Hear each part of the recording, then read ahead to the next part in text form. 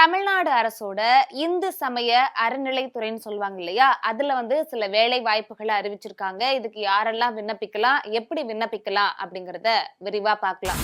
அதாவது தமிழ்நாட்டுல இருக்கக்கூடிய இந்து சமய அறநிலைத்துறை நிறுவனங்கள் இந்த வடபழனி கோயில் இருக்கு இல்லையா, அங்க வேகன்சி இருக்கு அப்படிங்கிற மாதிரி சில அறிவிப்புகளை அறிவிச்சிருக்காங்க. இதுல மொத்தமா எத்தனை காலி பணியிடங்கள் இருக்கு அப்படின்னா மொத்தமாவே 3 காலி பணியிடங்கள் மட்டும்தான் இருக்கு அப்படின்னு சொல்லியிருக்காங்க. அதனால கூடிய விரைவில் சீக்கிரமா இந்த வேலை வாய்ப்பினை நீங்க பயன்படுத்திக்கணும். இப்போ என்ன வேலைக்கான அறிவிப்பை இவங்க விட்டுருக்காங்க அப்படின்னா மொத்தமாவே 3 பணியிடங்கள் மட்டும்தான் காலியா இருக்கு அப்படிங்கிற மாதிரி சொல்லியிருக்காங்க. ஆனா 3 பிரிவுகள்ல வேலைக்கான அறிவிப்பு விட்டுருக்காங்க. ஃபர்ஸ்ட்ல இருக்கக்கூடியது என்ன அப்படின்னா தேவார ஆசிரியர் அப்படின்னு சொல்லியிருக்காங்க. இரண்டாவதா இசை ஆசிரியர், மூன்றாவதா இருக்கக்கூடியது தமிழ் ஆசிரியர் அப்படின்னு சொல்லிட்டு 3 பிரிவுகளிலுமே ஒரு காலி பணியிடங்கள் மட்டும்தான் இருக்கு. மொத்தமாவே 3 காலி பணியிடங்கள் மட்டும்தான் இருக்கு. அதனால விரைவா நீங்க இந்த வேலை வாய்ப்பினை பயன்படுத்திக்க பாருங்க.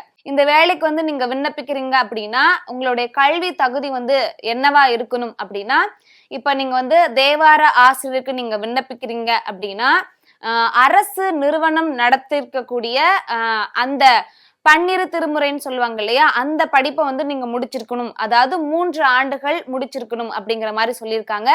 அதனுடைய சான்றிதழ்கள் கட்டாயம் அவசியம் அப்படிங்கிற மாதிரி சொல்லியிருக்காங்க. இப்போ நீங்க இசை ஆசிரியருக்கு விண்ணப்பிக்கிறீங்க அப்படின்னா குரல் இசையில பட்டம் பெற்றிருக்கணும், இல்லைன்னா இசைத்துறையில பட்டம் பெற்றிருக்கணும் அப்படிங்கிற மாதிரி சொல்லியிருக்காங்க. அதுவுமே கண்டிப்பா 3 ஆண்டுகள் படிச்சிருக்கணும் அப்படிங்கிற மாதிரி சொல்லியிருக்காங்க. மூன்றாவதா இருக்கக்கூடியது தமிழ் ஆசிரியர் அப்படின்னு சொல்லியிருக்காங்க.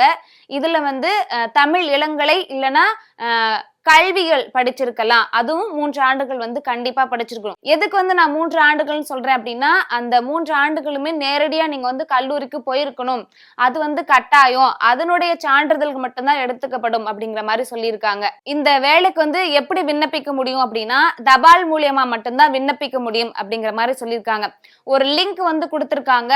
அந்த லிங்க்ல போய் விண்ணப்பத்தை நீங்க பதிவிறக்கம் செஞ்சுக்கணும். அந்த விண்ணப்பத்தை பூர்த்தி செஞ்சதுக்கு அப்புறமா அந்த விண்ணப்பத்தோட சேர்ந்து சில ஆவணங்களுமே கொடுக்கணும் அப்படிங்கிற மாதிரி சொல்லியிருக்காங்க. உதாரணத்துக்கு நீங்க டிகிரி முடிச்சிருக்கீங்க இல்லையா, அந்த ஆவணங்களும் நீங்க அந்த பதிவிறக்கம் செஞ்ச விண்ணப்பத்தையும் சேர்த்து தபால் மூலியமா அனுப்பணும். அந்த தபால் அனுப்புறதுக்கான முகவரியுமே நாங்க கீழே கொடுத்திருக்கோம். நீங்க பயன்படுத்திக்க பாருங்க. இன்னும் சில விவரங்கள் நீங்க தெரிஞ்சுக்கணும் அப்படின்னா வடபழனி அப்படிங்கிற அதிகார இணையதளமே கொடுத்திருக்காங்க. அதுல போய் உங்களுக்கு ஏதாவது டவுட் இருந்துச்சு அப்படின்னா நீங்க தெரிஞ்சுக்கலாம். இப்போ இந்த வேலைக்கு நீங்க விண்ணப்பிச்சிட்டீங்க அப்படின்னா உங்களுடைய மாத வருமானம் எவ்வளவு இருக்கும் அப்படின்னா 25,000 ரூபாய் வரைக்கும் இருக்கும் அப்படிங்கிற மாதிரி சொல்லியிருக்காங்க. சரி, இதுக்கு எப்படி ஆட்கள் எடுத்துப்பாங்க அப்படின்னா நேர்காணல் நடைபெறும் அப்படிங்கிற மாதிரி தான் சொல்லியிருக்காங்க. அதாவது நீங்க கொடுத்திருக்கக்கூடிய ஆவணங்கள் சரிபார்க்கப்பட்டு உங்களுடைய வயதுமே கரெக்டா இருக்கா அப்படின்னு சொல்லிட்டு சரிபார்க்கப்பட்டு உங்களுக்கு நேர்காணலுக்கான அழைப்புகள் விடுக்கப்படும். இந்த வேலைக்கு விண்ணப்பிப்பதற்கான உங்களுடைய வயது எவ்வளவு இருக்கணும் அப்படின்னா கண்டிப்பா 18 வயசு பூர்த்தி ஆயிருக்கணும். அதே பட்சத்துல 47 வயதுக்கு உட்பட்ட நபரா நீங்க இருக்கணும் அப்படிங்கிற மாதிரி சொல்லியிருக்காங்க.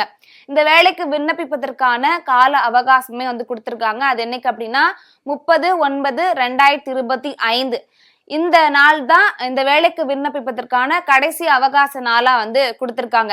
இதுல மொத்தமே 3 வேகன்சி மட்டும்தான் இருக்கு. ஸோ யாரெல்லாம் இந்த வேலைக்கு தகுதியான நபர் அப்படின்னு நீங்க நினைக்கிறீங்களோ கூடிய விரைவில் சீக்கிரமா இந்த வேலை வாய்ப்பினை பயன்படுத்திக்க பாருங்க.